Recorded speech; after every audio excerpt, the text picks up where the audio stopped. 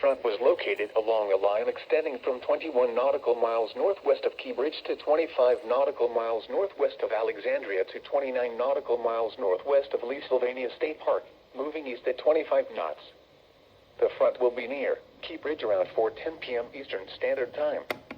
Alexandria, Reagan National Airport, and Tidal Basin around 4:15 p.m. Eastern Standard Time. Fort Hunt, Woodrow Wilson Bridge, and National Harbor around 4:25 p.m. Eastern Standard Time. Fort Washington around 4:30 p.m. Eastern Standard Time. Gunston Hall around 4:35 p.m. Eastern Standard Time.